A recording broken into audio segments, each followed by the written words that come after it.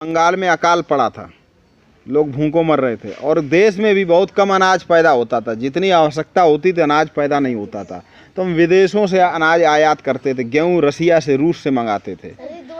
हमारे देश में एक वैज्ञानिक हुए, कृषि वैज्ञानिक MS स्वामीनाथन, उनका कल निधन हो गया।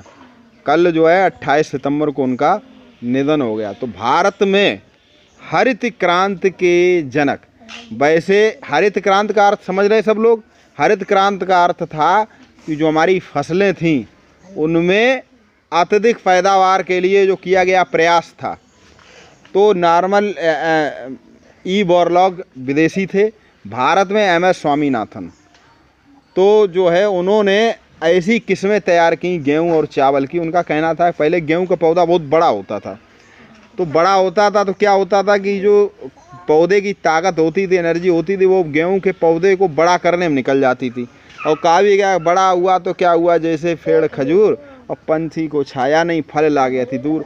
पौधा तो बहुत बड़ा है लेकिन उसमें गेहूं बहुत कम होता था। तो उन्होंने सोचा कि क्या ऐसा ना किया जाए कि पौधे की लंबाई थोड़ी कम कर दी जाए, और पौधे की जब लंबाई कम हो जाएगी तो जो खाद पानी की ताकत है वो बीज में लग जाएगी, बीज में लगेगी।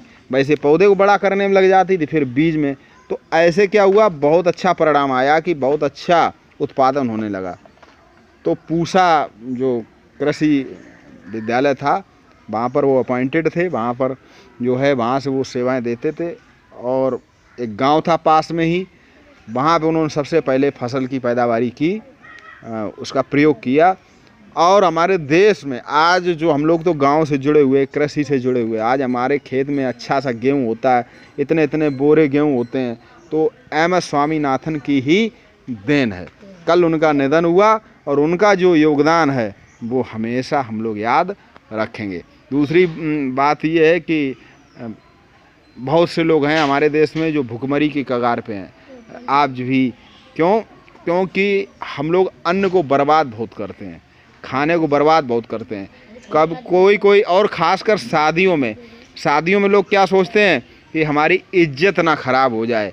तो 100 लोग आने को हैं तो हलवाई से क्या कहा जाता है कि कम से कम 150 लोगों की खाने की व्यवस्था करें। खाने वाले 100, व्यवस्था होती 150। फिर सुबह सुबह वो जो है पूरे ड्रम के ड्रम और भगौने के भगौने लुढ़काए जाते हैं। बच जाता है इतना, किस लिए? सम्मान की खातिर, हमारे इतने रिश्तेदार आने वाले। और दूसरी बात, कोई कुछ खाता कोई कुछ खाता, और बच्चे और आधा तो प्लेट में छोड़ते हैं। तो ऐसी भी जगह हैं जहाँ बहुत सारा जिनके पास धन है तो वो अन्न का बर्बाद करते हैं, और बहुत से ऐसी जगह हैं जिनको 2 वक्त का खाना भी नहीं मिलता। तो कम से कम MS स्वामीनाथन जिन्होंने विशेष प्रयासों से जो हरित क्रांति भारत में लाए, तो कम से कम हमारा ये फ़र्ज़ होना चाहिए कि हम खाने को कम से कम बर्बाद